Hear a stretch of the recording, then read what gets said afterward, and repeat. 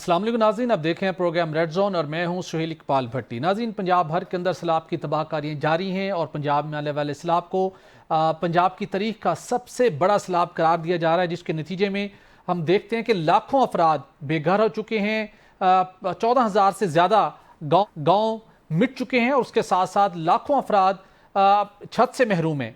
हुकूमत रेस्क्यू और relief operation का सिलसिला जारी रखे हो, लेकिन इस वक्त साउथ पंजाब सैलाबी लहरों की जद में है और जहाँ पर इंतज़ामिया और कोशिश कर रही है कि लोगों को न सिर्फ रेस्क्यू किया जाए बल्कि उनको रिलीफ भी फराहम किया जाए। तो आज बताएंगे आपको कि इस वक्त मुल्तान समेत साउथ पंजाब की क्या सूरत हाल है, वहाँ पर किस हद तक इमदादी सरगर्मियाँ मौसर तरीके से जारी हैं और बिलखसूस जो नेशनल डिज़ास्टर मैनेजमेंट अथॉरिटी ने नई प्रडिक्शन की है कि आइंदा कुछ दिनों के बाद 5 लाख क्यूसेक का रेला मुल्तान से गुजरेगा, तो ये रेला कितने बड़े पैमाने के ऊपर लोगों को मजीद मुतासर करेगा, इस पर भी बात करेंगे। लेकिन इसके साथ आपको ये भी बताएंगे कि जहाँ पर सैलाब की तबाहकारियों के नतीजे में बड़े पैमाने पर तबाही हुई है, लोगों की मुश्किलात में इजाफा हुआ है, वहीं पर गंदम माफिया एक मरतबा दोबारा हमें मुतहरिक दिखाई देता है और गुज़श्ता 10 रोज़ के दौरान सैलाब की आड़ के अंदर गंदम की कीमत में 1300 रुपये फी मन इजाफा किया जा चुका है। अगरचे कि ये वो गंदम जो मुख्तलिफ गोदामों में मौजूद है, लेकिन उसकी कीमत में इजाफा क्यों किया जा रहा है? पंजाब हुकूमत ने अगरचे क्रैक डाउन की बात की है, ये क्रैक डाउन किस हद तक मौसर साबित होगा, इस पर भी आज के शो में बात करेंगे। और इसके साथ आपको बताएंगे कि 26वीं आईनी तरमीम के ऊपर आला अदलिया की तरफ से दोबारा आवाज़ें उठना शुरू हो गई हैं और जस्टिस मंसूर अली शाह ने 6 अहम तरीन सवालात के जवाब मांग ले हैं chief justice supreme court of Pakistan Yahya Afridi से। क्या कल जुडिशल कॉन्फ्रेंस के मौके के ऊपर chief justice supreme court of Pakistan इन सवालों के जवाब देंगे? इस पर भी आज के शो में बात करेंगे। और इसके साथ प्रोग्राम के आखिरी हिस्से में आपको बताएंगे कि 5G टेक्नोलॉजी पाकिस्तान के मौशी और समाजी इनकलाब का पेश खैमा साबित हो सकती है, लेकिन इसकी राह में रुकावटें क्या हैं और इन रुकावटों को दूर करने के लिए किन इकदामात की जरूरत है, इस पर भी आज के शो में बात करेंगे। तो इन टॉपिक्स पर बात करने के लिए स्टूडियो में मेरे साथ होंगे सीनियर कार रऊफ क्लासा साहब, जबकि अब से कुछ देर बाद हमें ज्वाइन करेंगे माहिर कानून कैसर बासाबे साहब। नाज़रीन, सैलाब की तबाहकारियाँ जारी हैं, अगरचे के सेंट्रल और अपर पंजाब के अंदर दरिया शनाब, रावी और सतलुज ने जितनी बड़े पैमाने पर तबाही मचाई, वहाँ पर रेस्क्यू और रिलीफ की सरगर्मियाँ जारी रहीं, लेकिन इस वक्त साउथ पंजाब बुरी तरह से मुतासर हो रहा है सैलाबी पानी की तबाहकारियों के नतीजे में, जहाँ पर लाखों एकड़ की फसलें तबाह हो चुकी हैं, लाखों अफराद बेघर हो चुके हैं। लेकिन उसके बावजूद कुदरत की सितम ज़रीफ़ी कही है, ये इंसानों की मिसमैनेजमेंट, तबाहकारी का सिलसिला ये रुकने का नाम नहीं ले रहा। और अभी इतलात के मुताबिक इस वक्त जो साउथ पंजाब बिलखसूस मुल्तान और उसके दीगर इलाके हैं जो बुरी तरह से मुतासर हुए हैं, तकरीबन वहाँ पर उस 4 लाख क्यूसेक का रेला पहले पहुँचा है, लेकिन अब एक और रेला एक्सपेक्ट किया जा रहा है जो कि 5 लाख क्यूसेक पानी का रेला होगा, जिससे बड़े पैमाने के ऊपर दोबारा मुख्तलिफ इलाके जो पहले बच गए हैं शायद वो भी इससे मुतासर होने का खदशा है। इस वक्त मुल्तान में सूरत हाल है क्या, और बिलखसूस हेड मोहम्मद वाला से हेड पंजना तक इंतज़ामिया कैसे इस पानी को मैनेज कर रही है, रेस्क्यू और रिलीफ की सरगर्मियाँ कैसे जारी हैं? तो ये सूरत हाल जानने के लिए हमें ज्वाइन कर रहे हैं GTV न्यूज़ के नुमाइंदा शहरोज़ खान, मुल्तान को खुद एक्सक्लूसिवली कवर कर रहे हैं। शहरोज़ खान, आपका बहुत शुक्रिया। हमारे नाज़रीन को बताइएगा इस वक्त मुल्तान में ताज़ा तरीन सूरत हाल क्या है, कितने लाख क्यूसेक का पानी का रेला इस वक्त गुजर चुका है मुल्तान से? जी बहुत शुक्रिया। मुल्तान में इस वक्त बड़ी दर्दनाक सूरत हाल है कि सैलाब मुतासरीन को बहुत मुश्किलात का सामना भी है। और पानी की बात करें तो महकमा पाशी की जो गेज है उसके मुताबिक 414 फीट जो पानी इस सतह पर पहुंचा था, तो 417 जो है एक नाजुक एक सतह थी जिस पर डायनामाइट के जरिए जो है वो रोड और पुल और दीगर चीजों को जो है वो उड़ाया जाने का प्लान भी था। लेकिन अब पानी की सतह तो कम हो चुकी है, लेकिन इंतजामिया की जानिब से ये कहा जा रहा है कि 36 घंटे बाद हेड जम्मू से जो है एक बहुत बड़ा रेला जो कि 5 लाख से ज्यादा क्यूसेक पानी जो है वो हेड मोहम्मद वाला और शेर शाह के मकाम से गुजरेगा। इस वक्त ये सूरत हाल है, जो बेट के इलाके हैं जो पानी पहले 4 लाख से जायद गुजर चुका है, वो इस वक्त इलाके अब पानी गुजारने की कैपेसिटी में नहीं है। तो जो रेला अब आने वाला है उससे मुल्तान शहर को भी बहुत ज्यादा खतरा है, क्योंकि हेड सिकंदरी नाला जो है एक आखिरी हदूद है मुल्तान शहर की। इस वक्त मुल्तान शहर के जो आखिरी हदूद है वहां पर पानी पहुंच चुका है, जिनमें गरे वाला, खज्जी वाला, बश्क वाला और मोहम्मदपुर घोटा, उसके साथ साथ कासम जिले के जो इलाके हैं वो सारे मुतासर हैं। तकरीबन یہ جو بن بوسن ہے یہاں سے لے کے اور شیر شاہ کے مقام تک 80 سے 90 کلومیٹر کا جو یہ بنتا ہے فاصلہ، یہ سارے متاثر ہو چکے ہیں۔ بالکل ٹھیک، لیکن شروز یہ ایک بڑے پیمانے پر تباہی ہوئی ہے، بہت سے ویڈیوز بہت سے پیغامات ہمیں بھی وہاں سے موصول ہوئے، لیکن ایک بڑا ریلا بھی آنا باقی ہے۔ وہ ضلع انتظامیہ جو وزیر اعلیٰ پنجاب کے حکم پر ہمیں کافی سوشل میڈیا کے اوپر بھی بڑی متحرک دکھائی دے رہی تھی، اب جب وہاں پانی کی تباہ کاریاں ہوئی ہیں، فصلیں تباہ ہوئی ہیں، ڈیفینیٹلی وہ تو گورنمنٹ ابھی تک خاموش ہے کہ کسانوں کا اور غریب عوام کا کیا بنے گا، کیا پیکیج ہوگا، لیکن جو وقتی طور کے اوپر ان کو ریسکیو کرنا تھا، محفوظ مقامات پر منتقل کرنا تھا، کھانے پینے کی اشیاء فراہم کرنی تھی، امدادی سامان دینا تھا، علاج معالجہ کرنا تھا، اس حوالے سے ضلع انتظامیہ اور ان کی ٹیموں کا کیا سچویشن ہے، کیسے وہ لوگوں کو وہ ٹریٹ کر رہی ہیں؟ دیکھیں جی، اس پر جو انتظامیہ ہے ان کی جانب سے ملتان سمیت جنوبی پنجاب میں جو اس وقت سیلاب کی لپیٹ میں علاقے ہیں وہاں پر کیمپ لگا دیے گئے ہیں، تو کچھ جو سیلاب متاثرین ہیں وہ خود جو ہے اپنی مرضی سے جو فلڈ بند ہے وہاں رہنا پسند کر رہے ہیں، کیونکہ ان کی جو رہنے کی سب سے بڑی وجہ ہے وہ ان کی زمین ہے، ان کے گھر ہیں، ان کے جانور ہیں۔ تو انتظامیہ کی جانب سے ان کو بھی بار بار کہا جاتا ہے کہ جو ہماری طرف سے کیمپ لگائے گئے ہیں پنجاب حکومت کی جانب سے، آپ وہاں پر پہنچیں، آپ کو چارہ بھی ملے گا، 3 ٹائم کا کھانا بھی ملے گا، میڈیسن ملے گی اور دیگر جو سہولیات ہیں اس مشکل گھڑی میں وہ ملیں گی۔ تو انتظامیہ کو جو چاہیے کہ جو فلڈ بند پر ہیں وہ نہیں آنا چاہتے، ان کے لیے بھی وہاں کیمپ دیے جائیں، ان کو بھی کھانا دیا جائے۔ یہ تحفظ جو دیگر جگہ پر کیمپ لگائے گئے ہیں، ریلیف کیمپ، تو وہاں بھی خیمہ بستی بنائی جائے، ان کو بھی سہولیات دی جائے۔ تو انتظامیہ کی جانب سے جو پولیس ہے، ریسکیو ہے، وہ بڑے پیمانے پر کام کر رہی ہیں، لیکن گزشتہ رات ایک بہت بڑا افسوسناک واقعہ جلال پور کے علاقے میں پیش آیا، جس میں ایک خاتون اور 4 بچے جو ہے وہ ریسکیو کرتے ہوئے جو کشتی الٹ گئی اور اس میں جہاں باغ ہوئے اور دیگر جو باقی لوگ تھے ان کو ریسکیو نے بچا لیا۔ تو اس پر جلال پور کے علاقے میں اس وقت ایمرجنسی نافذ ہے اور شہر ڈوبنے کا بھی بہت بڑا خطرہ ہے۔ انتظامیہ ڈپٹی کمشنر ملتان اور CPO ملتان وہاں پر اس وقت بھی موجود ہیں اور وہ شہریوں کو وہاں پر نقل مکانی بھی کروا رہے ہیں اور یہاں پر جو ریسکیو کی ٹیمیں ہیں وہ بھی ورک کر رہی ہیں۔ بالکل ٹھیک، شیروز خان آپ کا بہت شکریہ، آپ نے جو لیٹسٹ سچویشن ہے ملکی اس کے ساتھ جلال پور پیروالا شجاع آباد وہاں کی اس کے آپ نے ہمیں آگاہ کیا۔ کلاس صاحب آپ نے بھی تفصیلات سنی، آپ کے پاس بھی مختلف سورس سے اطلاعات پہنچ رہی ہیں، بڑی کرٹیکل سچویشن ہے اور پنجاب کی تاریخ کا یہ سب سے بڑا ایک سیلاب اس کو قرار دیا جا رہا ہے، جس سے لاکھوں ایکڑ فصلیں تباہ ہو گئی ہیں، لاکھوں انسان بے گھر ہو چکے ہیں۔ لیکن جو ڈفرینس ہم نے دیکھا تھا سینٹرل اور اپر پنجاب کے اندر کہ وہاں پہ جو پنجاب گورنمنٹ کا فوکس تھا کچھ زیادہ تھا، بھلے سوشل میڈیا کے اوپر ایکٹیویٹی تھی، سوال جواب اور ریسکیو ٹیمیں بھی بڑی متحرک دکھائی دے رہی تھی۔ جو جلال پور والا کے اندر ریسکیو ٹیم کا واقع پیش ہے، جس ریسکیو 1122 کی ہم تعریف کر رہے تھے، وہاں پہ لوگوں کو ریسکیو کیا ہے اور ان کو لائف جیکٹس انہوں نے نہیں پہنائی، الٹیمیٹلی وہ کشتی الٹی اور وہ 5 افراد جاں بحق ہو گئے۔ اور اس کے علاوہ بھی بہت سی شکایات آ رہی ہیں لوگوں کو ریسکیو کرنے کے حوالے سے، ان کو امدادی سامان پہنچانے کے حوالے سے اور کھانے پینے کے سامان فراہم کرنے کے حوالے سے۔ تو یہ کیا ایسا لگتا ہے کہ انتظامیہ تھک گئی ہے یا ساؤتھ پنجاب کے اندر جا کے وزیر اعلیٰ پنجاب اور ان کی ٹیم کی وہ انفورسمنٹ، وہ مانیٹرنگ نہیں رہ جاتی جس کی وجہ سے لوگوں کو اس طرح ٹریٹ نہیں کیا جا رہا اور وہاں مشکلات بڑھ رہی ہیں لوگوں کی؟ بہت اہم سوالات ہیں اور these are very hard breaking stories کے جو ریسکیو کرنے گئے ہیں بیچارے، مطلب جہاں بیٹھے ہوئے تھے شاید ابھی کمپیریٹیولی میں بھی وہ سیف ہوں، لیکن جن کو ریسکیو کیا بچے اور ان کی ماں کا اس طرح کے ہونا، اٹس ویری ٹیریبل۔ ہم خود بچوں والے ہیں، پیرنٹ ہیں، لہٰذا we can feel the pain. اور آپ نے جیسے کہا کہ اس طرح کا فلڈ جو ہے میرا خیال ہے ریسنٹ کوئی ایئرز میں لاسٹ ٹائم مجھے جو یاد پڑتا ہے، میں تو یونیورسٹی پڑھتا تھا ملتان میں، کہ میرا خیال 92 میں آیا تھا، اسی طرح کی بڑے پیمانے پہ ڈیوسٹیشن ہوئی تھی، لیکن اس سے بھی مجھے یہ بڑا لگ رہا ہے۔ اس کی 2-4 چیزیں ہیں۔ ایک تو یہ ہے کہ اس وقت مجھے یاد پڑتا ہے جب یہ شیر شاہ بند کی بات کرتے ہیں نا ابھی اس کی یہاں پہ، مطلب 90s ارلی 90s یا یہ mid 80s میں ملتان جاتے تھے، ماموں کا گھر تھا، کبھی کبھی لیا سے جانا، تو اس وقت آبادیاں ابھی آپ کے دریاؤں کی زمینوں پہ ابھی گھر نہیں بنائے تھے، آپ نے ان کے رستے رکھے ہوئے تھے اور وہ اس وقت نقصان نہیں ہوتے تھے۔ ملتان کو اگر وہ تھریٹ بھی ہوتی تو بہت دور جا کے ہوتی تھی، کیونکہ پانی پھیل جاتا تھا، آپ کی آبادیاں نہیں تھیں، آپ نے زمینیں کاشت نہیں کی تھیں، گھر نہیں بنا لیتے۔ جب آپ یہ کہتے ہیں کہ انسانی آبادیوں کو خطرے ہیں جو کہ ہیں، تو موسٹلی ہم نے دریا کی زمینوں پہ جا کے گھر بنا لیے ہیں، وہاں بستیاں بن گئی ہیں، وہاں پہ ہاؤسنگ سوسائٹیز بن گئی ہیں، آپ کے کھمبے لگ گئے ہیں، بجلی گیس سب کچھ، ایک طرح کی وہ اب وہ نہیں رہے، دریا کی بیلٹ نہیں رہی, وہ ایک قصبہ بن گیا ہے, شہر بن گیا ہے, چھوٹے موٹے اس طرح کی چیزیں جن کی وجہ سے ایک تو یہ سب سے بڑا ایشو ہے. اس میں اس لیے بھی کوئی قصور نہیں ہو سکتا کہ یہ بڑے عرصے بعد آیا ہے. جب لوگ دیکھتے ہیں کہ زمین وہاں پہ ویسے پڑی ہوئی ہے, کوئی چیز نہیں, گھاس اگا لو, گندم اگا لو, کوئی چیزیں اگا لو, that's very natural as well. ان کو چاہیے تھا پہلے دن آرمی کو یہ ریکویسٹ کرتے, پہلے دن کرنی چاہیے تھی.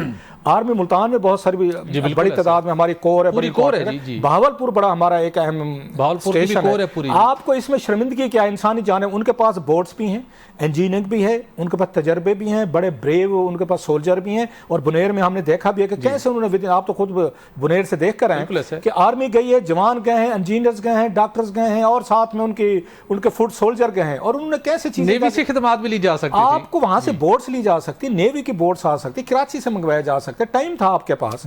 انتظامیہ پہ یا اس پہ یہ ساری مریم نواز شریف صاحبہ سے ہم ڈسٹرکٹ ایڈمنسٹریشن کے ذریعے کریں گے, بندے مروائیں گے آپ.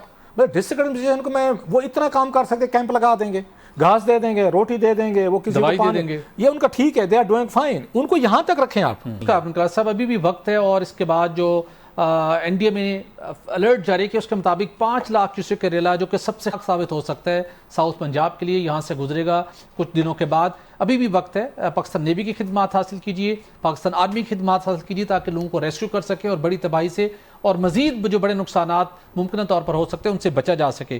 تو کلاس صاحب ہم ایک عجیب ایک بےہوشی کا ہے معاملہ, رمضان کا مہینہ ہو یا کوئی بھی ایسا کرٹیکل ٹائم آئے تو ہمارے ہاں منافع خور ایکٹیو ہو جاتے ہیں.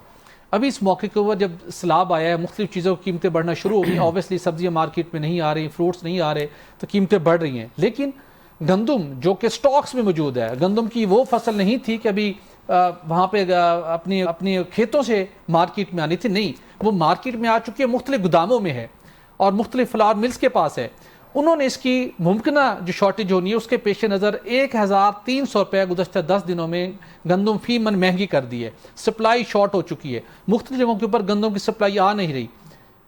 پنجاب گورنمنٹ نے اناؤنس کیا کہ ہم ایکشن کریں گے, کارروائی کریں گے, لیکن یہ کون لوگ ہیں اور کیا ایکشن سے اس کی قیمت کنٹرول ہو سکے؟ ایک بھٹی صاحب اس کو انسانی گریڈ کے لیول پہ دیکھتے ہیں, ہیومنٹیرین لیول پہ بعد میں آتے ہیں, حکومتی لیول پہ, اس کے 3 حصے ہیں. جی, پہلی بات تو یہ دنیا بھر کا جتنا انسان خود قدیم ہے نا, پرانا ہے, اتنی ہی یہ ایشو پرانے جو اس کو آپ ریز کر رہے ہیں. اس کو اکنامکس کی زبان میں اس کو کہا جائے ڈیمانڈ اینڈ سپلائی پہ بات ہوتی ہے. ہمیشہ ڈیمانڈ سپلائی پہ دنیا بھر میں رول کرتی ہے. آپ کچھ بھی کر لیں, کچھ نہ کچھ منافع خور ہمیشہ رہے گا. جس چیز کی ڈیمانڈ بڑھ جائے گی اور سپلائی کم ہوگی اس کی قیمتیں بڑھ جائیں گی. ابھی یہ انیشیل ہے ایکسیلنسی, یہ ذہن میں رکھیں, یہ ابھی انیشیل ہے, ابھی تو شروع ہو رہا ہے کرائسس. یہ تو ابھی کرائسس شروع ہو رہا ہے نا. گندم تو جا کے اگلے سال آنی ہے آپ کی, اس میں اگلے سال آپ کو ملے گی. انٹروینشن کر پائے گی حکومت کو تو بادشاہ مزے لگ جائیں گے. آپ ہی اسٹوریاں کرتے ہیں بھٹی صاحب.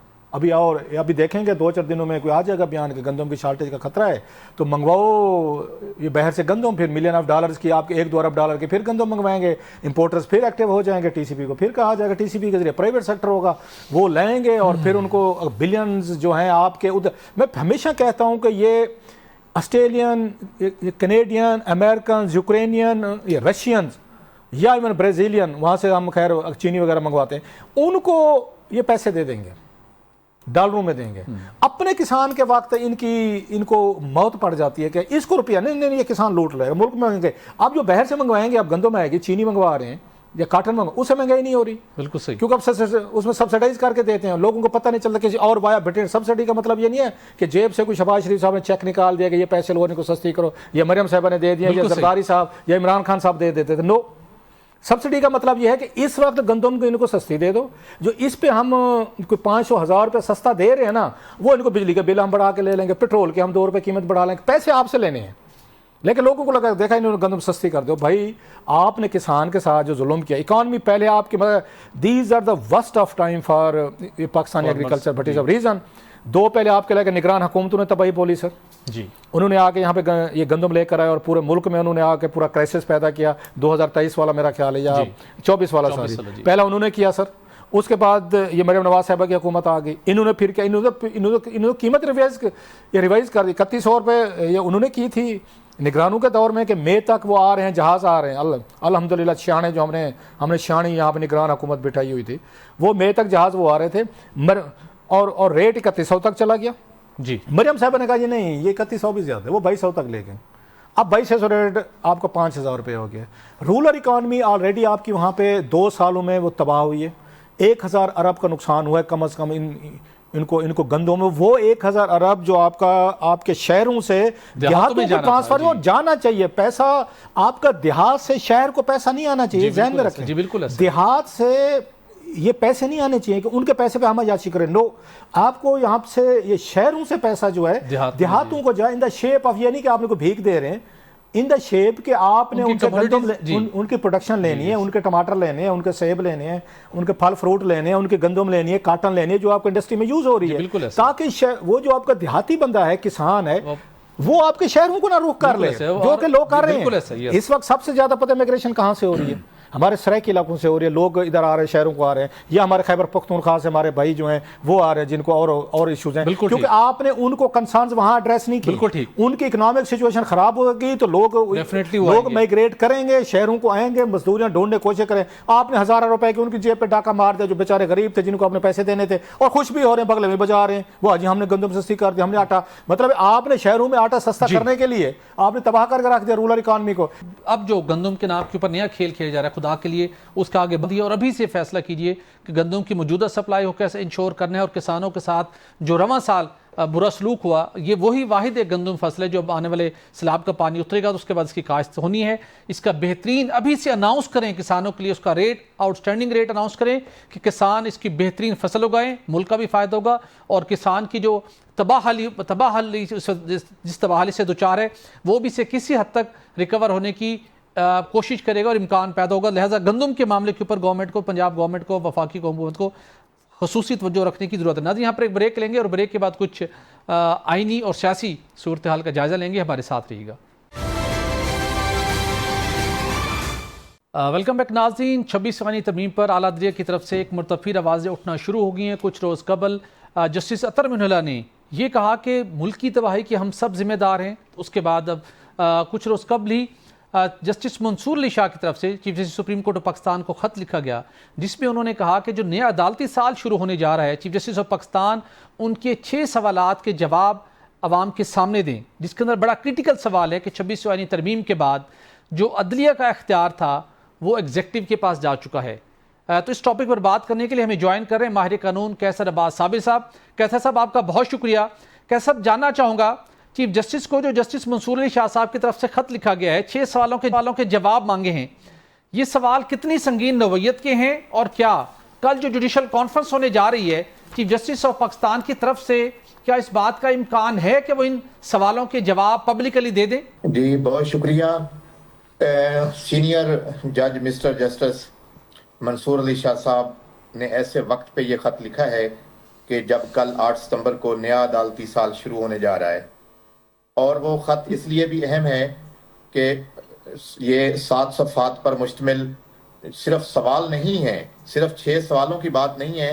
उसमें उन्होंने अपनी कारकर्दगी भी बताई है कि उन्होंने 1 साल के दौरान रिकॉर्ड मुकदमात सुने, 3956 मुकदमात का फैसला किया, और 35 रिपोर्टेड जजमेंट्स जो हैं वो उन्होंने लिखी।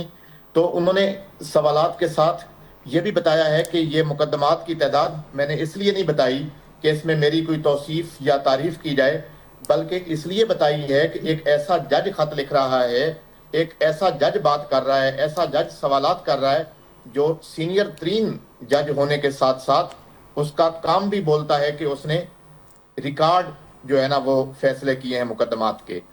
जहाँ तक सवालात का तल्लक है तो सवालात की नोयत जो है वो कुछ गलत भी नहीं है, और सवालात जिसमें जो अहम बात है वो ये है कि जूनियर जो जज साहबान हैं उनको बड़े बेंचेस में बिठाया जाता है, 3 रुकनी बेंचेस दिए जाते हैं, जबकि सीनियर जजेस को नज़रअंदाज करते हुए सिर्फ 2 रुकनी बेंच तक महदूद रखा जाता है।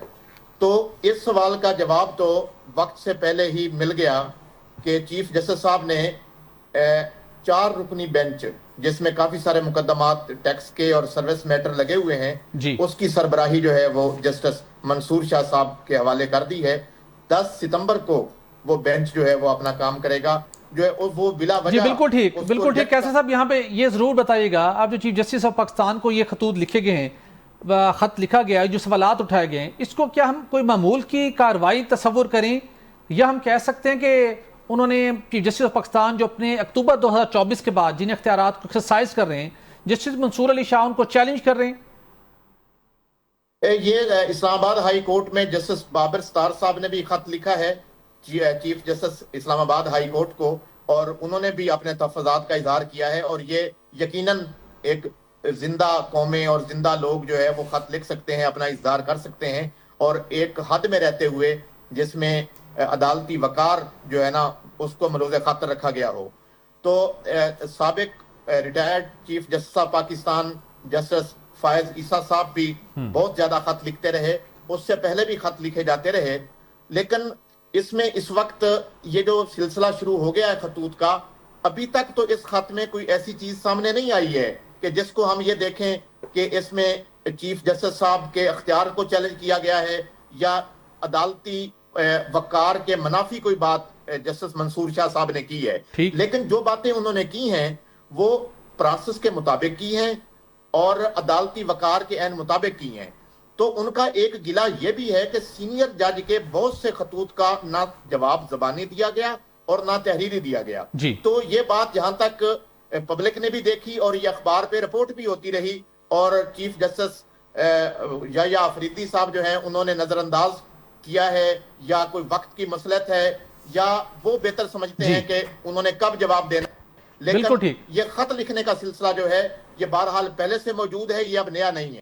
بالکل ٹھیک۔ کیسر صاحب ہمارے ساتھ رہے گا، میں کلاسر صاحب کو شامل گفتگو کرنا چاہوں گا۔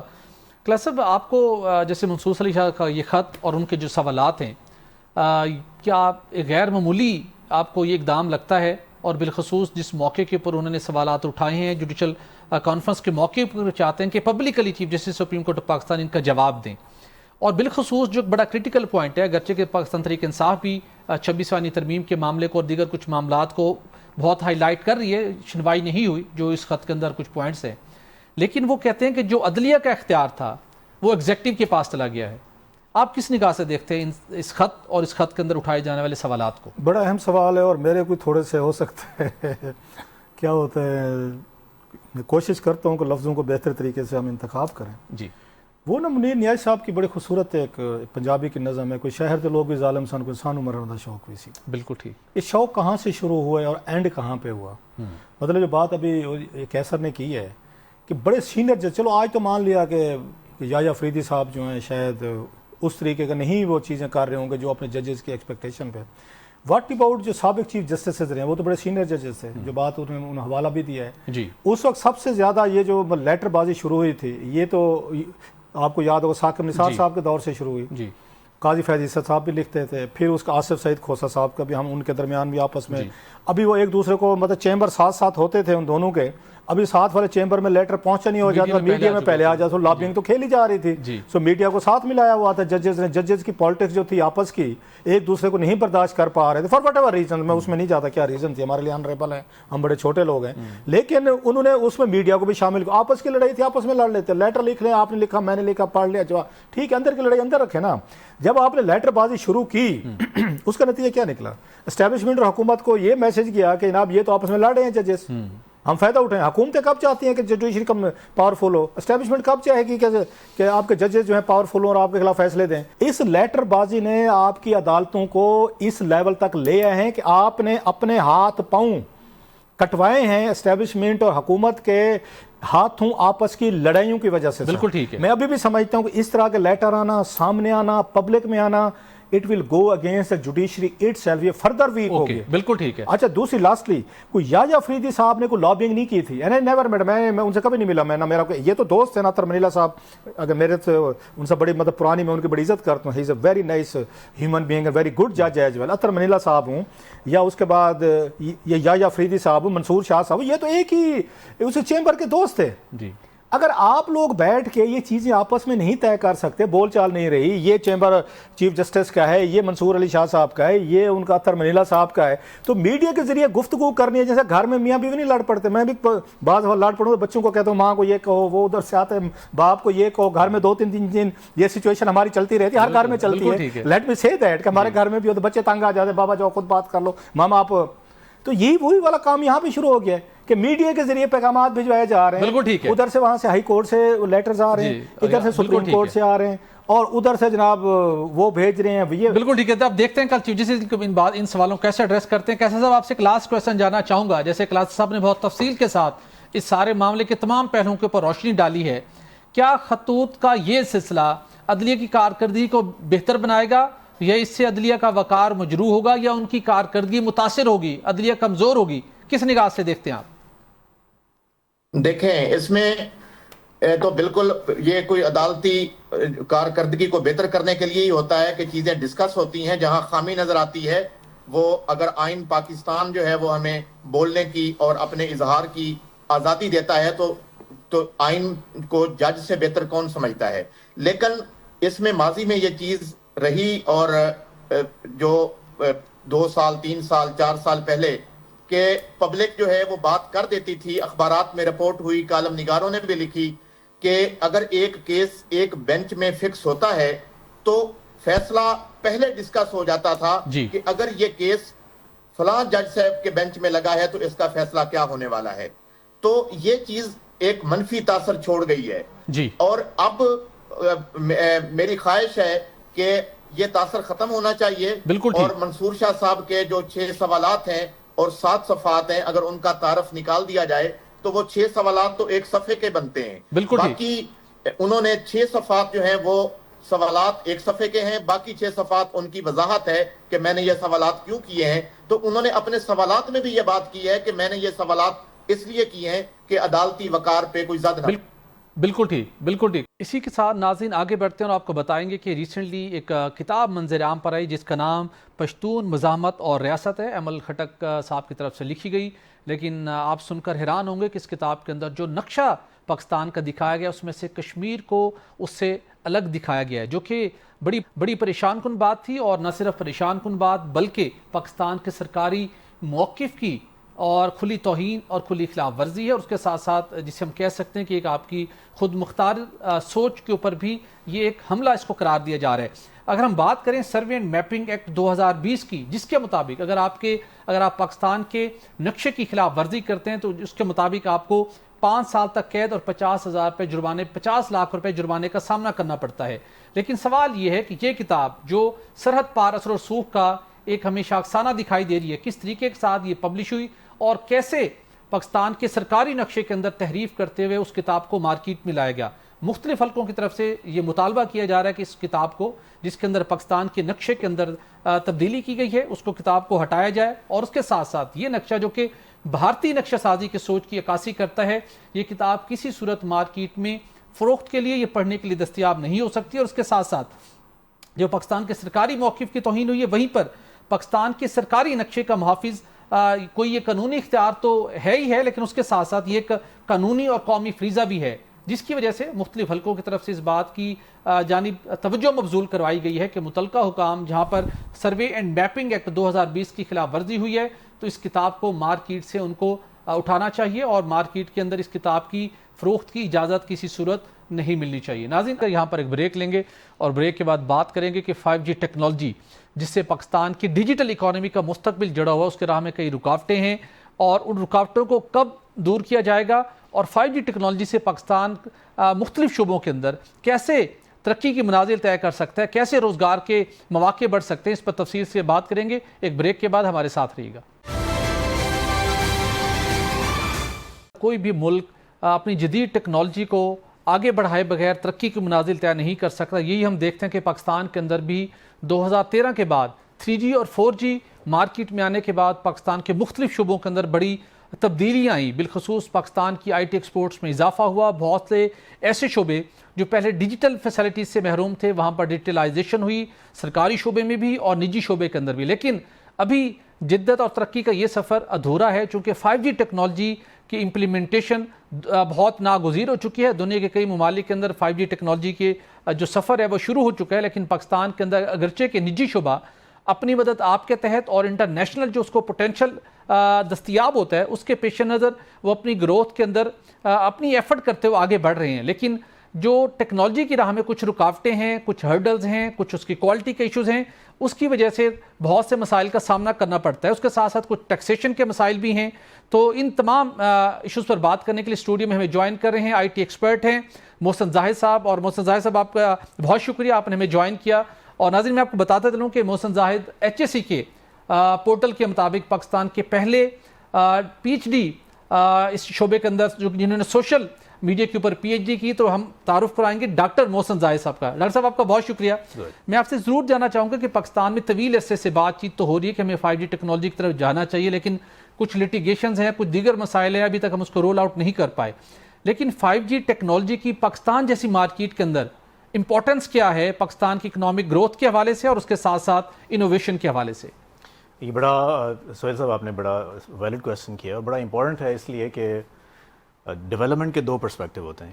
ایک پرسپیکٹیو یہ ہے کہ آپ اکیلے کہاں پہ جا رہے ہیں, اور دوسرا پرسپیکٹیو یہ ہے کہ آپ کے کمپٹیشن میں جو لوگ ہیں, آپ چونکہ ایک کیپٹلسٹ سسٹم کے اندر کام کر رہے ہیں, تو آپ کا کمپٹیشن کیا کر رہا ہے. دونوں پرسپیکٹیو سے اگر ہم دیکھیں تو پاکستان 4G اڈاپشن میں بھی بہت کوئی لیڈنگ پوزیشن میں نہیں تھا, اور 5G میں بھی خاصا پیچھے رہ گیا. افریقہ کے بہت سارے ممالک ہیں جنہوں نے 5G کی اڈاپشن آلریڈی شروع کی ہوئی ہے. اب وہ جو پرسپیکٹیو ہے کہ پاکستان اکیلا کہاں پہ جا رہا ہے, تو میرا یہ خیال ہے کہ 5G ایک ایسی روڈ کی طرح ہے, GT روڈ سمجھ لیں کہ دو رویہ لین اگر ہے, تو 5G کا مطلب یہ ہے کہ وہ 12 لین کی روڈ بن جائے گی. اب 12 لین کی روڈ کا انفراسٹرکچر 2 لین کی روڈ پہ نہیں چل سکتا. ٹھیک, تو اس طریقے سے جتنی بھی ڈیولپمنٹ آگے ہونی ہے آرٹیفیشل انٹیلیجنس کے پرسپیکٹو سے, AR کے حوالے سے, VR کے حوالے سے, اس کے لیے جو ریکوائرڈ بینڈ وڈتھ اور فریکوینسی ہے وہ اتنی زیادہ ہے کہ وہ کرنٹ انفراسٹرکچر کے اوپر نہیں چل سکتی. اس کا مطلب یہ ہوا کہ اگر ہم وہ انفراسٹرکچر ڈیولپ نہیں کریں گے جس کے اوپر سارے کے سارے کارخانے IT کے بننے تھے, ایپس بننی تھیں, سسٹمز بننے تھے, وہ ہم نہیں بنا پائیں گے. اگر ہم نہیں بنا پائیں گے تو وہ سارا بزنس جو ڈیولپ کنٹریز کا ہے وہ ان کنٹریز میں جانا شروع ہو جائے گا جہاں پہ 5G کی اڈاپشن شروع ہوئی ہے. بالکل ٹھیک, بالکل پھر سسٹم اس وقت تک ڈیولپ نہیں ہو سکتا. لیکن اگر ہم بات کریں جو اس وقت ہماری ڈفرینٹ کمپنیز ہیں جو آلریڈی انہوں نے اپنی ایفرٹس کرتے ہوئے باہر سے انہوں نے اپنے کلائنٹس تلاش کیے, آرڈر حاصل کیے اور یہاں پر بیٹھ کر کام کر رہی ہیں, تو ان حالات کے اندر انہیں کام کرتے ہوئے اگر ہم تھوڑا سا میں جاننا چاہوں گا, چونکہ پچھلے کچھ دنوں میں یہ اطلاعات سامنے آ رہی تھی کہ وہ پاکستانی کمپنیاں جنہوں نے یہاں پر بیٹھ کے بہت سا ریونیو جنریٹ کیا ہے, انہوں نے نہ صرف اپنی کمپنیوں کے لیے بلکہ ملک کو بھی بہت کثیر زر مبادلہ و ریمٹ کرنے میں یہاں کامیاب ہوئے ہیں, لیکن ان کو کئی مشکلات کا سامنا ہے. کچھ پالیسی ہرڈلز ہیں, کچھ ٹیکسیشن کی ہیں. اب وہ کمپنیاں آپریشن پاکستان میں بیٹھ کے جاری رکھنا چاہتی ہیں, لیکن اپنی ٹرانزیکشنز کے لیے جو ٹیکس ہیوی ٹیکس کے کچھ جو ہرڈلز ہیں, مشکلات ہیں, اس سے بچنے کے لیے وہ اپنی کمپنیز کو UAE یا امریکہ کسی اور کنٹریز میں لے کے جا رہے ہیں. یہ فینومینا کیوں ڈیولپ ہوا ہے, اور واقعی مارکیٹ کے اندر کچھ ایسی پریکٹس ہے؟ لیکن سب سے بڑا جو چونکہ ڈیجیٹل مارکیٹنگ کے حوالے سے لوگوں کو پتہ ہے کہ ایک سرٹن لمٹ ایڈ سپینڈ کے اوپر لگی ہوئی ہے, اور آپ سمجھتے ہیں کہ ڈیجیٹل مارکیٹنگ ایجنسی جو ہے اس وقت تک اچھے طریقے سے آپریٹ نہیں کر سکتی جب تک وہ کلائنٹ کی جو ریکوائرڈ ایڈ سپینڈ اماؤنٹ ہے اس کے مطابق اس کو ایگزیکیوٹ نہیں کرے گی. لاسٹلی میں آپ سے یہ ضرور جاننا چاہوں گا کہ اس وقت اگر ہم بات کریں کہ آج ہمارے پاس 5G ٹیکنالوجی نہیں ہے, اس کے ریگولیٹری ریزنز ہیں, لٹیگیشن ہے, اور ہم توقع کر رہے ہیں کہ جلد از جلد سپریم کورٹ آف پاکستان اس پر فیصلہ دے تاکہ 5G اسپیکٹرم کا آکشن ہو اور پھر کمپنی اپنے آپ کو رول آؤٹ کر سکیں اپنے انفراسٹرکچر کے حوالے سے بھی اور اس ٹیکنالوجی کے حوالے سے بھی. لیکن اگر آج کے دن کی ہم بات کریں تو کون سے ایسے کانٹریکٹس سے, کون سے ایسی سروسز ہیں جو 5G کی ٹیکنالوجی نہ ہونے کی وجہ سے ہم دنیا کے مختلف ممالک کو نہیں دے پا رہے, جبکہ دنیا کے اندر ایسے آرڈرز موجود ہیں جن کا وہ ممالک پک کر رہے ہیں جہاں پہ 5G کی ٹیکنالوجی کی سروس اویلیبل ہے. وہ کچھ ایسے شعبے یا کچھ ایسی سروسز آپ ہائی لائٹ کر سکتے ہیں؟ لیکن سب سے بڑا جو میں سمجھتا ہوں کہ پاکستان کی جو میڈیکل کمیونٹی ہے, پاکستان کے ڈاکٹرز ڈیولپ کنٹریز کے اندر الحمدللہ ایک بڑی اچھی سروسز دے رہے ہیں. اب جو 5G کی جو سب سے افیکٹو یوٹیلائزیشن ہیلتھ سیکٹر کے اندر وہ یہ ہے کہ آپ ریموٹ آپریشن کر سکتے ہیں. 4G میں لیٹنسی اتنی زیادہ ہوتی ہے کہ آپ کوئی ایکشن پرفارم کرنے اور ایکچوئل روبوٹ کے ایکشن کے اندر خاصا گیپ آ جاتا ہے, جس کی وجہ سے پاسبل نہیں ہوتا کہ ڈاکٹر ایک اچھا افیکٹو آپریشن کر سکے. اس کے لیے 5G کی جو لیٹنسی ہے جو بہت کم ہوتی ہے, اس لیٹنسی کے اوپر پاکستان میں بیٹھا ہوا ڈاکٹر دنیا میں کہیں پہ بھی آپریشن کر سکتا ہے, اور پھر پاکستان کے جو مریض ہیں ان کے لیے جو انٹرنیشنل ڈاکٹر ہے اس کی جو صحت کی جو آپریشن کی جو سہولیات ہیں وہ پاکستان میں بھی مل سکتی ہیں. دوسرا جو جیسے پاکستان کی گورنمنٹ نے خاصا آج کل فوکس کیا ہوا ہے اسمارٹ سٹی کے اوپر. Smart city in true sense اس وقت تک نہیں بن سکتا جب تک وہ IoT پہ نہیں جائے گا, اور IoT اور اسمارٹ سٹی کی پری ریکوزٹ ہے کہ اس کے لیے جو ریکوائرمنٹ ہے ڈیوائسز کی کنیکٹیوٹی کی وہ 5G ہی پوری کر سکتی ہے. اوکے. اس کا مطلب گورنمنٹ کا جو ویژن اسمارٹ سٹی کا ہے وہ 5G کے بغیر مکمل نہیں ہوگا. بالکل اس 5G کی جتنی بھی ہرڈلز ہیں جو بھی ہمارے سامنے آ رہی ہیں اس کو جلدی ایڈریس کرنا میرے خیال میں بہت ضروری ہے. بالکل ٹھیک. یہ وقت کی اہم ضرورت بن چکے ہیں ناظرین. جو بھی ہرڈلز ہیں ان کو ریموو کرنا چاہیے چونکہ 5G جب تک فلی نہیں ہوتا اس وقت پاکستان جو دنیا کے اندر بے پناہ مواقع موجود ہیں ڈیجیٹل ورلڈ کے اندر انٹر ہونے کے اور اس کے ساتھ ساتھ جو اپارچونیٹیز موجود ہیں ان کو اویل کرنے کے حوالے سے اس وقت تک ہم اپنے اس خواب کو پورا نہیں کر سکتے جب تک 5G ٹیکنالوجی ان پلیس نہ ہو. ہم توقع کرتے ہیں کہ PTA وزارت انفارمیشن ٹیکنالوجی اور دیگر سٹیک ہولڈرز جلد از جلد 5G کے فلی امپلیمنٹیشن کے لیے اپنا کردار ادا کریں گے. ناظرین آج کے لیے اتنا ہی. ہمیں دیجیے اجازت. اللہ حافظ.